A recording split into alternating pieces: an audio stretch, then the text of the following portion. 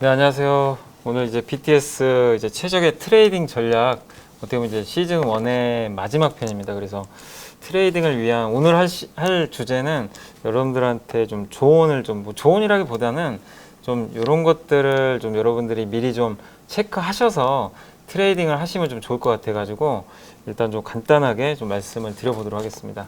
자, 그래서 첫 번째로는 많은 분들이 어떻게 보면 이제 매매를 하시잖아요. 매매를 하실 텐데, 주식 매매를 하실 때 다들 스타일이 너무 다르잖아요. 어떤 분은 주식 투자하실 때 나는 뭐 가치 투자를 하시는 분도 계실 거고, 아니면 정말 단타, 네, 뭐 재료 보고 그냥 짧게 먹고 빠지고 이런 분도 계실 거고, 배당 목적으로 하시는 분도 계실 거고, 굉장히 천차만별인데, 주식 투자를 하실 때 여러분들이 이걸 다 짬뽕으로 하시는 분도 계시겠지만, 그걸 떠나서 여러분들이 반드시 주력은 성격을 하나 확실히 정하셔야 돼요.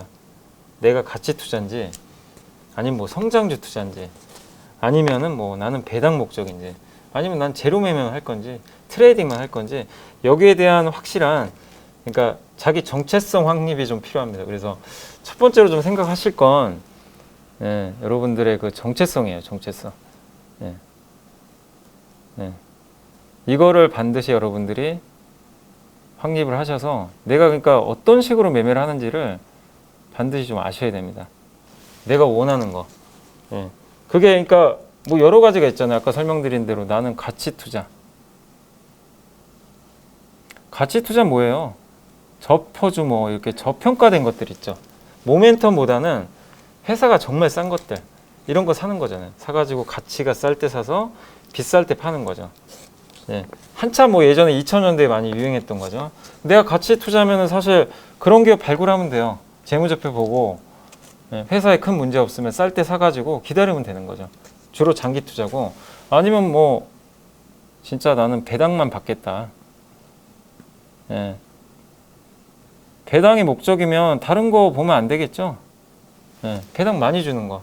특히 은행주 많이 주잖아요. 은행, 뭐 보험, 네, 또 통신업종 이런 거 위주로 봐야 되겠죠. 배당을 많이 주는, 아니면 앞으로 많이 줄 수 있는 그런 기업들. 그리고 제가 이제 뭐 BTS에서 설명드리는 건 이제 나는, 예, 가치 배당 이거보다도 트레이딩이죠. 트레이딩. 예, 나는 그냥 트레이더다. 그냥 매매하는 거예요. 가치 배당 이거는 아예 배려 안 하고, 예, 배제하고 나는 그냥 트레이드 하겠다. 예. 그러니까 어떤 종목, 이 트레이더도 사실 여러 가지 방법이 있어요. 재료를 이용하는 방법도 있고, 그 다음에 가격차를 뭐 갑자기 벌어진 뭐 가격차라든가 여러 가지 방법들이 있는데, 비싸게 사서 우리가 흔히 달리는 말에 올라타라고 하잖아요. 그런 방법도 하나 있고, 예. 또 어떤 좋은 뉴스가 나왔을 때 주가에 반영이 안 된 것 같다. 그걸 이용해서 내가 트레이드를 한번 해봐야 되겠다. 예. 여러 가지 방법이 있는데, 다만 이제 제가 첫 번째 시간에도 언급드렸지만 한국 시장에서는 지금 이게 솔직히 쉽지가 않아요. 가치 투자 잘 안 먹혀요. 왜냐? 돈이 없어요. 주식 시장으로 돈이 안 들어요. 개인 투자들의 돈이 적립식 펀드든 관심이 없어요. 예. 그러다 보니까 장기 가치 투자가 쉽지 않아요. 이 기반 확대가 안 됩니다. 배당, 한국은 배당 수익률이 워낙 낮잖아요. 지금 최근에 올린다고는 하지만 여전히 배당은 쥐꼬리만큼 주고 쉽지 않습니다. 결국엔 이 환경들이 바뀌기 전까지는 저는 계속해서 트레이딩을 하는 게 좋다. 사고 팔고 하는 게 좀 더 아직은 한국 시장에서 유리하다고 보고 있기 때문에 트레이더 관점에서 좀 몇 가지만 좀 제가 말씀을 드릴게요. 자, 첫 번째로 하실 건, 트레이더 하시는 분들은 반드시 이거 안 하시는 분들 의외로 많으세요. 미국 증시 반드시 체크하셔야 돼요. 예, 미국. 예. 이거를 되게 간과하시는 분들이 많으신데, 한국 시장에서, 그러니까 미국 증시 올랐다 내렸다, 물론 이건 기본이죠. 다들 하시겠지만 여기서 중요한 거는 미국 증시가 올랐다 내렸다 이거보다도 왜 올랐냐, 왜 내려갔냐, 이거를 파악을 하셔야 돼요. 트럼프가 무슨 발언을 했는지, 트럼프 대통령이 트윗 한 번 하면 요동을 치잖아요. 그 내용이 뭔지 뭐 기사 찾아보면 다 나오잖아요. 그래서 우리가 9시에 장을 시작하지만 항상 뭐 트레이딩 하시는 분들은 최소한 7시부터는 기사들은 확인하셔야 됩니다. 밤사이 미국이 어땠고, 특히 미국에서, 그러니까 미국에서 우리가 볼 때 두 가지 보면 되겠죠. 시황. 예. 미국 증시의 이 시황이 어땠는지, 뭐 때문에 뭐 연준은 무슨 얘기를 했고, 뭐 때문에 올랐고, 트럼프 대통령은 갑자기 뭐 시진핑에 대해서 안 좋은 얘기, 화의 제재하고 이러면은 그런 것 때문에 빠졌고 우리 한국 증시에 어떤 영향을 주겠구나. 또 어떤 섹터들이 움직이겠구나. 이런 것들이 약간은 그림이 보이거든요. 반드시 아셔야 되고 그 다음에 두 번째로 이제 중요한 게 기업들 있죠. 미국의 주요 기업. 기업들 주가 어땠는지 체크를 하셔야 돼요. 이게 정말 중요합니다. 왜냐하면 이게 연동이 안 되는 기업이 있어요. 예를 들면 미국의 보험회사는 한국의 보험회사랑 완전히 달라요. 그래서 보험회사 미국에서 올랐다. 아무 상관없어요. 그런 건 이제 배제하셔도 되는데 여러분 아시겠지만 애플 있잖아요. 애플 주가가 최근에 또 신고가가 났다 그러더라고요. 애플 주가가 최근에 올랐어요. 그러니까 뭐 예를 들면 어제 2%가 올라서 신고가가 났어요. 왜 올랐는지 오른 이유도 있어요. 아이폰이 잘 팔려서인지. 우리가 흔히 말하는 이 아이폰이 잘 팔린 건지 이유를 반드시 아셔야 됩니다. 이건지 아니면은 아이폰이 아니라 그냥 앱스토어 같은 거 있잖아요. 서비스 매출이 좋아져서 실적이 좋아져서 올라가는 건지 이거를 반드시 구분을 하셔야 됩니다. 무슨 얘기냐면 서비스 매출은 한국과는 하등 관계가 없어요. 요건 좋아봐야 우리 국내업체, 수혜업체 없어요. 근데 아이폰이 잘 팔려요. 그러면 LG이노텍, BH, 뭐 SK시코오롱 PI 이런 기업들한테 수혜죠. 왜냐하면 납품을 하니까. 그래서 애플 주가가 좋았는데 아이폰 판매가 예상보다 잘 된다. 그러면 LG이노텍이나 BH를 보셔야 돼요. 밤사이에. 여기서 이게 하나의 또 투자 포인트가 되잖아요. 이것만 있는 게 아니라 그 미국의 캐터필러라는 굴삭기 회사가 매출이 잘 나와서 주가 급등했어요. 그러면 두산인프라코 또 진성TC 같은 굴삭기 관련주 이쪽으로 바로 연결을 하셔야 되고 미국의 퍼스트솔라라는 기업의 주가가 급등했어요. 태양광 회사. 경쟁 회사 중에 하나가 하나케미칼이죠. 하나케미칼 주가에도 긍정적으로 작용할 수가 있습니다. 이런 것들이에요. 그러니까 이게 그냥 내가 뭐 이런 거에 관심 없을 수도 있지만 트레이딩 하시는 분들은 정말 어차피 짧게 매매를 하셔야 되니까 미국에서 시황이 어땠는지 기억하는지 이거를 은근히 관광하시는 분들이 많으셔가지고 당연히 또 한다고 생각하시는 분도 계시겠지만 이 부분은 반드시 뭐 여러분들이 체크를 하셔가지고 대응을 하시면 좋을 것 같습니다. 자, 그리고 이제 세 번째는 뭐냐면 반드시 뉴스 기업 내가 이제 매매를 하잖아요. 뉴스 기업에 대한 뉴스 산업 뉴스 그 다음에 우리 리포트라 그러죠. 증권사 리포트 하루에도 뭐 엄청나게 쏟아져 나옵니다. 이걸 다 보란 얘기는 아닙니다.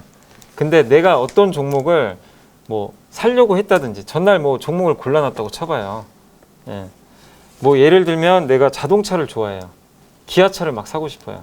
근데 보고 있었는데 얼마 전에 그 뉴스가 나왔죠. 기아차가 그러니까 기아차가 인도에 공장이 있잖아요. 근데 인도에서 갑자기 법인세를 인하를 했습니다. 그럼 인도에 공장을 갖고 있다나 법인세를 이제 내야 되는 기업 입장에서 법인세를 낮춰주네? 근데 인도 매출 비중이 좀 어느 정도 있다. 그런 기업들 같은 경우 이거 굉장히 호재잖아요. 갑자기 예상도 안 하던 호재가 터진 거예요. 그래서 그날 기아차 주가가 날아갔어요. 굉장히 크게 올라갔습니다. 그럼 내가 평소에 보고 있었다면 무조건 사야 되겠죠. 아침부터. 시초가부터 들어가야 되겠죠. 아니면 내가 기아차를 갖고 있었다면 좋은 호재가 나왔구나. 한 번 더 봐야 되겠구나. 이렇게 생각할 수도 있겠죠.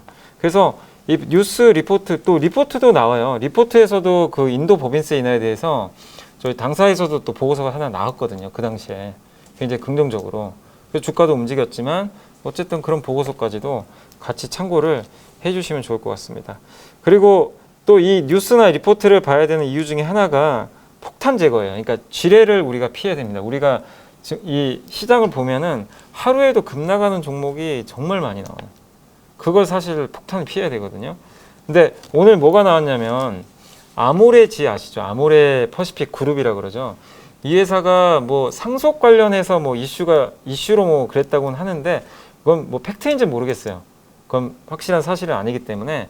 근데 어쨌든 그 전일 장 끝나고 아모레 퍼시픽 그룹이 이 아모레 지란 회사가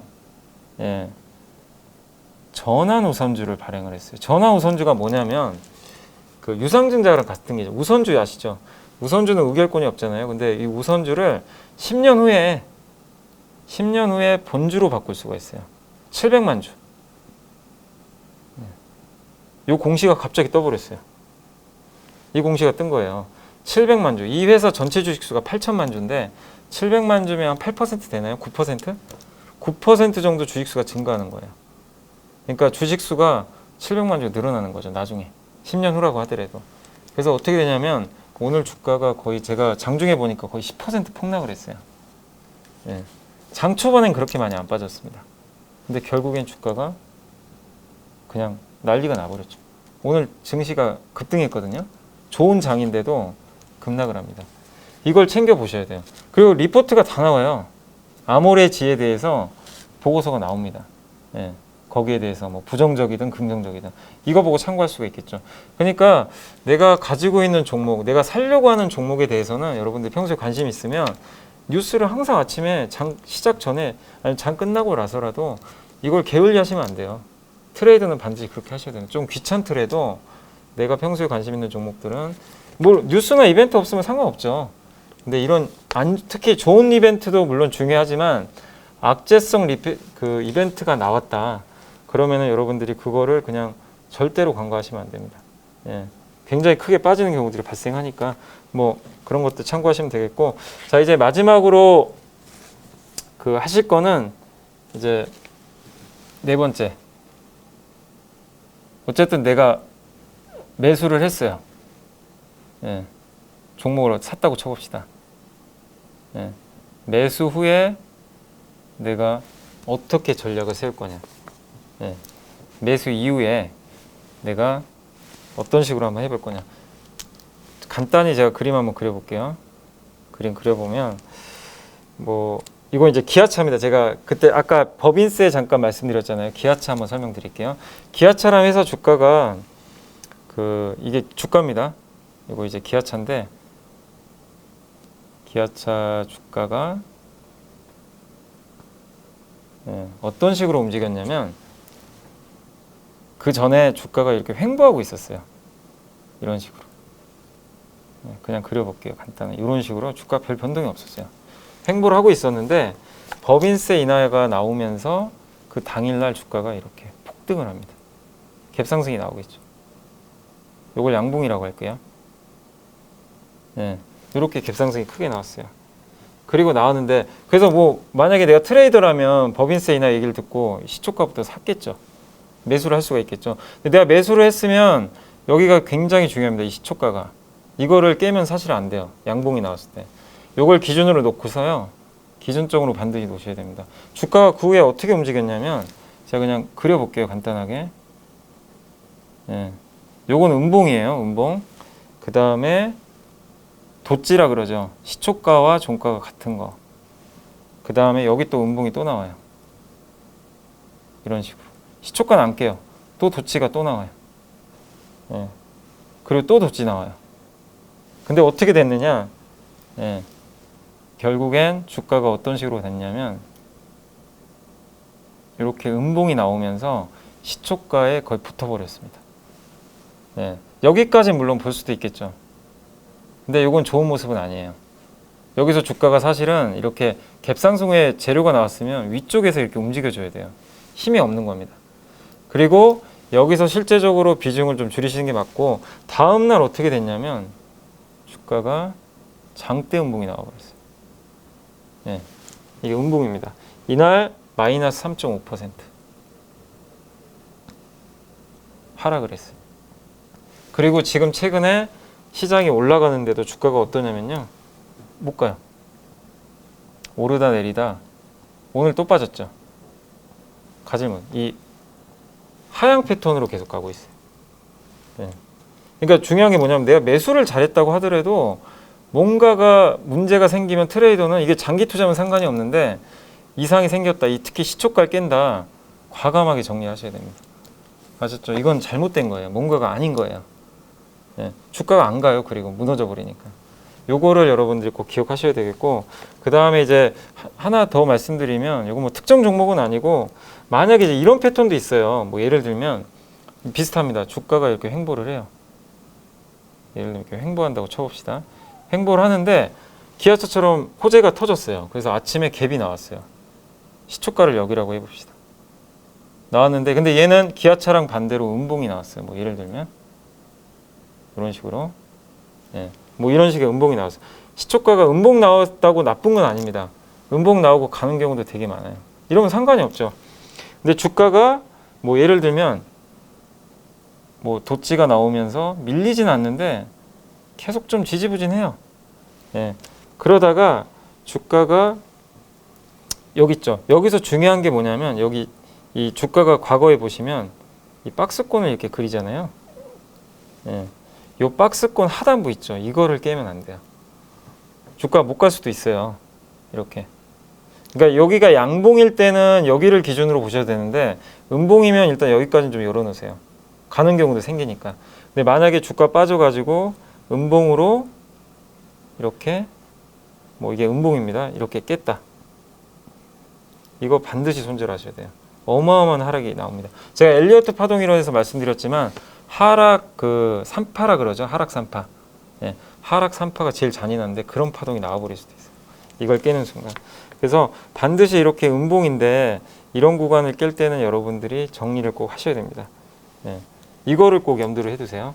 예, 이렇게 하셔가지고 그러니까 올라가는 거에 상관이 없어요. 올라갈 때 여러분들이 그냥 마음 편하게 그냥 내가 뭐 팔고 싶은 자리에서 팔면 되고 또 사고 싶은 자리에서 사도 되고 매도도 가능한데 이렇게 뭔가 이상하게 추세를 깬다거나 의미 있는 지지선을 깬다. 그럴 때는 여러분들이 반드시 매도를 하셔야 됩니다. 그리고 하나 더 말씀드리면 부정적 뉴스가 나왔을 때 그러니까 내가 종목을 갖고 있어요. 예를 들면 내가 종목을 하나 갖고 있어요. 예를 들어볼게요. 얼마 전에 LG화학이 있는데 예, LG화학까지만 설명을 해드리겠습니다. 예, 이 LG화학이 주가가 정말 안 갑니다.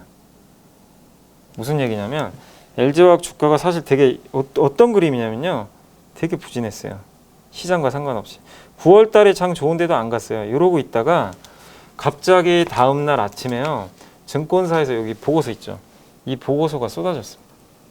이 보고서가 갑자기 쏟아져요. 탐방을 갔다 온 건지 제가 모르겠는데 3분기 실적 전망치가 다 하향 조정이 돼버렸어요. 갑자기. 아침에 보고서 쏟아지는데 목표 주가 낮추고 예, 특히 전기차 배터리 쪽 흑자 전환 어렵다. 내년으로 넘어가야 된다. 전기차 배터리가 핵심이잖아요. 그래서 아침에 어떻게 되냐면 개파락이 나왔죠. 개파락은 그렇게 크게 안 나왔어요. 갭이 나왔는데 그날 종가가 이렇게 장대 음봉으로 급락을 했습니다. 예, 이날 마이너스 7% 빠졌어요. 그리고 나서 주가가 이때가 여기가 한 32만 원대 되거든요. 그리고 계속 빠졌어요. 흘러내려서 여기가 28만 원대까지 갔습니다. 당일날 7% 빠지고 계속 빠졌어요. 무슨 얘기냐면 내가 LG화학을 갖고 있었다고 쳐봐요. 이런 보고서 나오면 그냥 시초가에 때리세요. 고민하지 마시고. 예.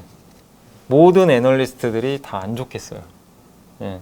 대부분 부정적으로 이렇게 한 방향으로 이렇게 보고서가 나와버리면 쏠립니다. 물론 악재가 나오기도 했죠. LG화학 같은 경우는 또 ESS 화재 사고 계속 발생하잖아요. 그 다음에 정부에서 막 리콜 요청 들어오고 이게 한 천억 이상 손실이 나올 수도 있거든요. 이런 부정적인 이슈도 있고 증권사 보고서도 안 좋게 나오고 내가 트레이더라면 당연히 뭐 공매도를 할 수 있으면 공매도를 할 수도 있겠지만 그건 뭐 할 수도 없는 거니까 개인 투자하면 쉽지 않잖아요. 어쨌든 가지고 있다. 그러니까 LG화학에 국한된 문제가 아니에요. 예. 이거는 반드시 내가 갖고 있다면 시초가부터 이런 경우들이 단기에 많이 발생합니다. 자, 제가 해드릴 내용은 이제 여기까지인데 어쨌든 다시 한번 정리해드리면 트레이더로서 오늘 설명드렸고 미국 이거 너무 기본적인 건데 미국 시황 특히 관련 기업들 뭐가 움직였는지 급락한 건 뭔지 테슬라면 테슬라 그 다음에 뉴스 리포트 체크하셔가지고 그 다음 내가 매수를 했다면 차트 보고 차트 봐야 돼요. 시초가 요거 다시 한번 염두에 두시고 LG화학 사례 참고하셔가지고 LG화학 이게 날짜 제가 적어 드릴게요. 이게 한번 차트 한번 봐보세요. 여기선 차트를 못 보니까 19년 9월 25일 날입니다. 예, 2019년 9월 25일에 한번 차트 가지고 공부 한번 해보세요. 예, 어떤 뉴스들이 나왔는지. 그렇게 하셔서 트레이딩 하시는데 여러분들이 좀 도움이 됐으면 좋겠습니다. 자, 이제 제가 BTS란 이름으로 한 5번에 걸쳐서 강의를 해드렸는데 좀 만족스러우실지 모르겠지만 시즌 1은 여기서 마치고 제가 또 다음에 시즌 2에선 또 좀 더 좋은 자료로 또 트레이딩 할 수 있는 그런 것들 좀 연구해서 말씀을 드리겠습니다. 자, 오늘 강의는 여기서 마치겠습니다. 끝까지 청취해 주셔서 감사합니다.